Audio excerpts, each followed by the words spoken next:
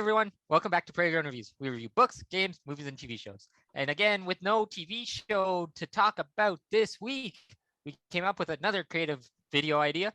Now, I have seen every Batman film live action. I have seen most of the animated films, and I have read a handful of comics and played the video games like twice. But I will not consider myself an expert, but I do have more expertise than these two when it comes to Batman. So we're going to have them ask me questions. I'm going to give them my best answers, and we're going to see where it goes. But before that, Nat, do your thing. As usual, please like, comment, and subscribe to our YouTube channel. It'd be nice for us to, make our subscriber count go up. And that means more people will reach our stuff, and more people the better. If you're interested in written content, we do have our website, www.prairiegrownreviews.com, and podcast will resume eventually, something or other. Yeah, it might. It might be a long ways out. We have yet to decide on that one. We've gotten some uncertainty. Website's going through a massive content overhaul in the next little bit here. So keep checking. See what's new. See what's new. Give us some page views, please. That's my spiel. Yeah. With that being frozen, we can start. There we go. Okay. Well, we'll get started. Nathaniel, what are your queries? Queries, interesting choice. I've been saying queries for the last 45 minutes. That's why it's in his head. 100%. There's no way Sebastian said queries anytime the last week other than right then. Okay, go ahead, Nat. First question. No, I use queries on a regular basis, actually. That is a lie. I've heard you talk. Go ahead, Nat. I'm a linguist. Oh boy. Anyways, let's start with something simple. Who is Batman? Either you guys are very frozen or... Oh, he is very frozen. This is great. Yeah. Oh, there you are. Okay. What's the first question? All right. Let's start simple. Who is Batman? It's very simple. Batman is Bruce Wayne, who was first introduced in Detective Comics in 1939. His origin story is very simple. Batman is a son of billionaire Thomas Wayne and his wife Martha Wayne, who one night after going to the theater or movie theater, depending on the version of events, get mugged in an alley, get both shot, and that is the day that Bruce Wayne dies and Batman is born. A few interesting tidbits about Batman. As we all know, we have an internal voice where we refer to ourselves. Batman refers to himself as Batman. Bruce Wayne is the mask. Bruce Wayne is the mask. And so that begs people to debate whether he's as crazy as his villains, and that is a debate up for debate. But he is so driven by his one mission that his willpower is considered superhuman, almost. Like, people have nearly classified him as superhuman because he's been able to beat telepaths with just his willpower. Cool. Gotcha. Like, his mind won't break to them. Now, sick. Question 2. Out of the red corner, Austin. My question number 2 is, why does Batman go through the actor changes we see? We see a lot of other superhero characters. I mean, nobody gets as many rewrites as he does, but like, we see a pie. Like, there's no superhero drama out there other than Superman, but not quite as bad as to who's playing Batman now. As Batman. At all. It just doesn't I can exist. Slightly explain this now. The first Batman movie was spun off of the 1966 TV show that was called Batman, starring Adam West. It was a live action show that was known for its cheesiness and campiness at the time, because it was like it was the show that had bam, pow, and zoom on the screen when they punched people. So that got a spin-off film. That was the first Batman film, and then it was rebooted in 1989 with the release of Batman, with Michael Keaton starring in the role, and Tim Burton directing. I've seen that film. It's a good film, and it reimagined Batman as comics were starting to do, in the Dark Knight style, where he is a traumatized, he's angry. It's Gotham's this like seedy underbelly of the world.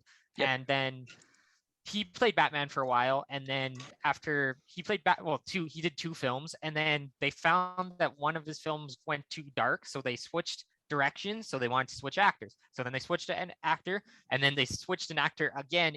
They did the third film, which was technically supposed to be in the same continuity as those Batman movies, Yep. but just more not as dark, not as violent. And then they changed actors, but then they didn't like that that actor couldn't come back, so then they changed it again, and that was Val Kilmer and then George Clooney, and then we have a break, and I think that is like 1996 or 7, and then the next Batman movie is 2005, and that is Christian Bale, the only Batman to like complete his director's vision, because Christopher Nolan wanted to do a grounded take of Batman. Here's a realistic Batman who real world Gotham is based on Chicago. He uses real life technology, or at least they like talk to scientists about what would be real life or soon to be technology. Like Christopher Nolan likes doing sci-fi, likes knowing about like realistic type things, or type futures. But anyways, Christian Bale played Batman from 2005 till 2012 when that trilogy ended. And then we had a break with no Batman until 2016 with the release of Batman v Superman, which was the first Batman to ever be in a film live action alongside other superheroes. Because at that point, Batman had always been his own thing. They didn't do the cinematic universe, but then Marvel had started. DC was trying to catch up. They did Batman v Superman, and he was also in Justice League and Zack Snyder's Justice League, which we reviewed. You can check that out. And we have a 60-second review of that as well. Very long movie. But so anyways, but Ben Affleck, after those, he didn't have a great experience on set, didn't want to be Batman anymore, and that's how we ended up with the current Batman, which is Robert Pattinson, which is coming out in the Batman, which comes out this Friday. So that is the history of how, and the reason why is age and also success of films. And also just in the case of Christian Bale, they just finished his films. They wanted to do the trilogy. They got the trilogy done. No point in continuing. But it's usually age and then success. Gotcha. Cool. Nat, you're up. What do you got? Following along the line, can you give us a brief summary, or not a summary, but a brief overview of what the Batman will be about? So the Batman is taking place in Batman's second year of being Batman. So he's already been Batman for a complete year, and it's like the beginning of his second year. So, the question of Batman toes the line between vigilante and superhero very often.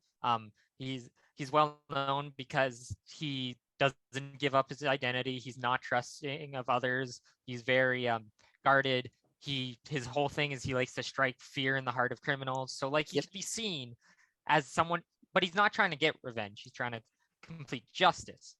He's looking for like to be not judge, jury, and executioner because he wants to believe in the system. He just can't. But anyways, so this is a year 2 Batman who's starting to gain relationships with like Jim Gordon, who's usually a police officer sometimes he's commissioner, lieutenant, or detective in the GCPD, the Gotham City Police Department. And so he's starting that relationship when suddenly a masked man calling himself the Riddler starts killing off very famous people or like well-known people, and he's leaving riddles for the Batman. And so as this city is on the brink of boiling over with anger and criminals, Batman must solve this mystery before something bad happens. And that seems to be the general plot of 2022's The Batman. And the film is going to be a solid 3 hours long of 2 hours and 56 minutes. So it's meant to have a lot of detail, a lot of story. And the other thing the director has said ever since the film's inception was that they wanted to do a detective story because Batman, one of his aliases, one of his nicknames is the world's greatest detective. And all Batman media, including the other movies, do touch upon Batman being a detective and doing detective work, but they've never done like a full-on detective story. Like, of course, the action's always had a big impact, and it sounds almost like this one will be like, it has action. They've shown it in the trailers, but it's like detective story first, action second.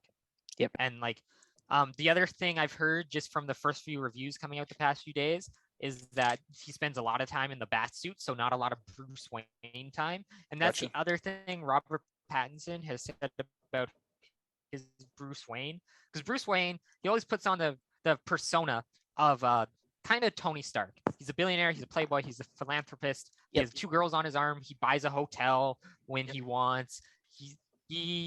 But he does that so that he plays the part of the billionaire playboy, so people don't see him as Batman, because as Batman, he's this dark, brooding character who scares people. So he plays it so different. But in this movie, you can even see this by the trailers.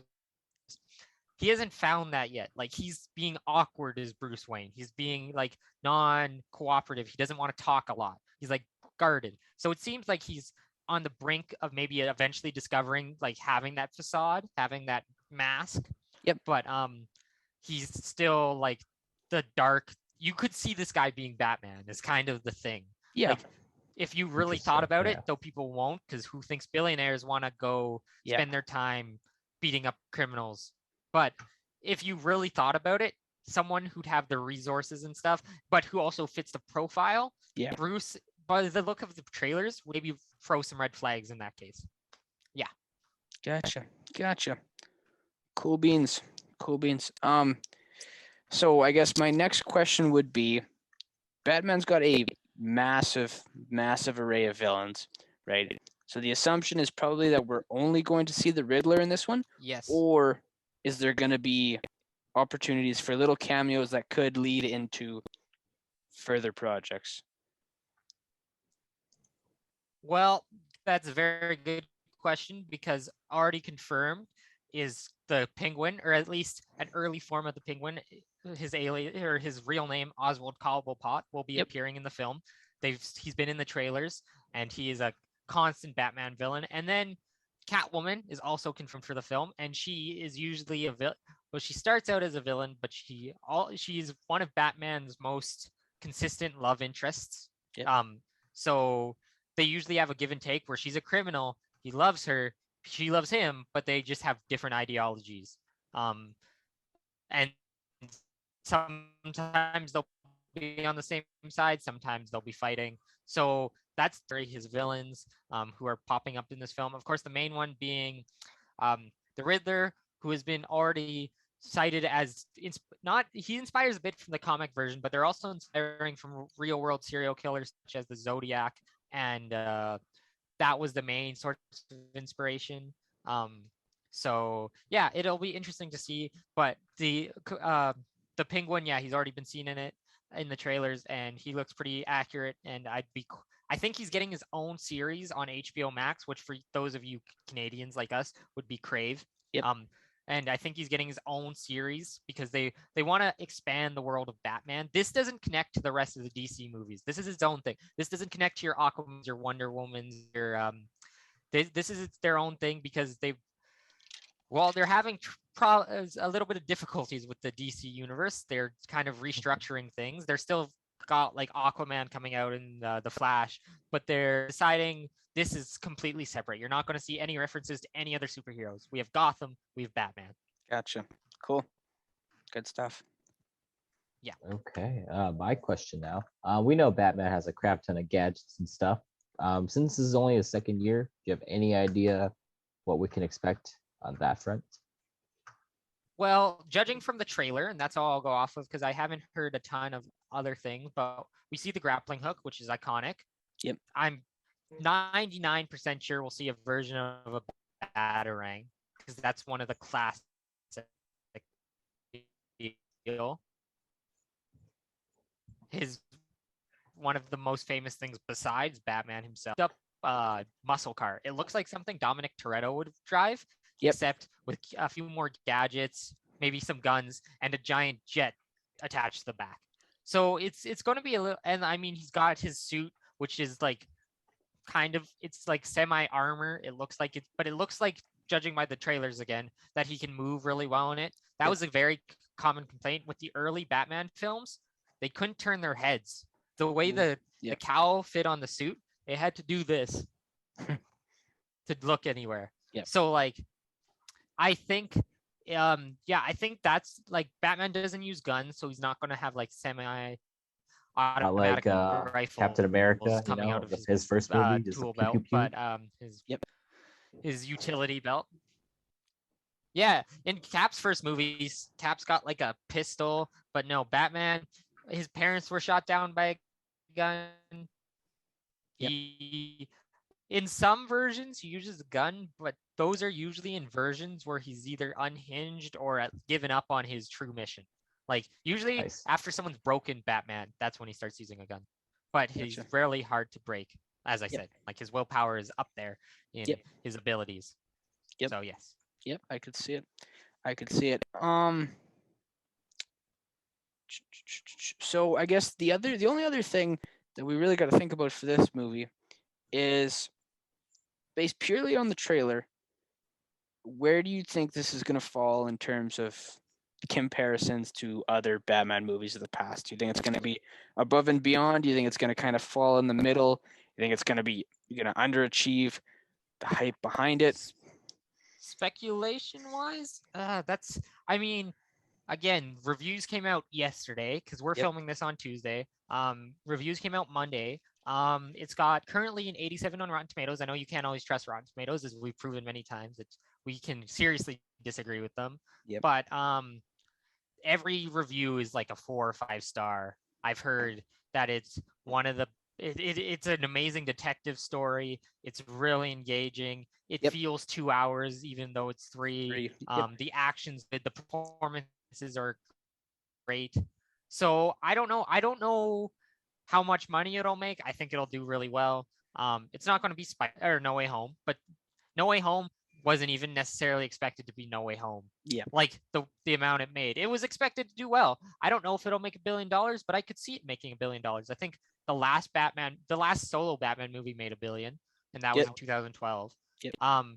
But I think it's going to be well regarded. I think it's going to be a good win for DC films. Yep. For their films. And I think it will definitely garner a sequel, and I'm looking forward to it. Like for me, I'm a Marvel guy. I fully admit DC is not my thing. Like Superman, I've always found him kind of dull. The Flash is cool. Green Lantern or the Green Arrow or Hawkman or Martian Manhunter, Wonder Woman, they're all cool, fine. But the only one who makes my top 5, top 10 superheroes is Batman. Batman's the only DC hero who I don't like. I even watched the Gotham TV show when that was running. That Like, was good. That Batman's was a good just, TV show. Yeah, it was a good show. But like Batman's just one of those characters, and it's weird because like you look at him and in execution, he is like the opposite of my favorite hero, which is Spider-Man. Yep. But they share this similar origin story in that they felt responsible for the death of a family member. Yep. And well, Spider-Man, he doesn't. Neither of them kill. That's both a rule they both share. But while Spider-Man, he doesn't try and strike fear in the hearts of criminals. He takes them down. He tries his best to keep things light, to protect people, to make them feel safe. Batman wants to make Gotham feel hope. He wants them to be hopeful, but he wants to strike fear in the heart of the criminals. That's why he chose bats, because in most media, Bruce Wayne was scared of bats. Yep. So he's like, I'm going to turn my fear, I'm going to make them scared of it. Yep. And then he's usually successful about this. But the other thing about Batman is the whole thing, like, people are always like, well, why doesn't he kill? Like someone like the Joker kills like millions of people and feels no remorse. Why doesn't he kill? Well, because Batman does truly believe that if you murder a murderer, there's the same amount of murderers left in the world. Yep. He believes that they need something that separates the criminals and the good. And he wants to believe that the system, even though he knows it's broken, will one day fix itself. And then maybe rehabilitation is something that could happen. Spider-Man also believes in that, but just their execution. Batman doesn't fight during the day unless it's like a Justice League level thing. Yep. He's only like out at night because he can be the shadows. He can be the dark. Like he's like his A-list, Dark Knight. Like he is the Dark Knight. Yep. So it's interesting. I think this movie will do well. I'm excited for this movie. I'm looking forward. Already got my tickets for Friday. Good stuff. Good stuff. Yes. And I hope you guys enjoyed this video. If you'd like to see more content like this, I think we might do another video like this for Moon Knight. But if you really want to see more, just give us suggestions. And if it's something like Nat could always do one about, like, I don't know, Xenoblade, like something I don't know, or Austin could do one about some games I don't know, or some books. Like, there's always, like, it doesn't just have to be me, of course. We can all do it. And if Yep. you like this style video, let us know. Hit that subscribe button, hit that like button. And from everyone here at the Prairie Grown Reviews team, see you guys next time.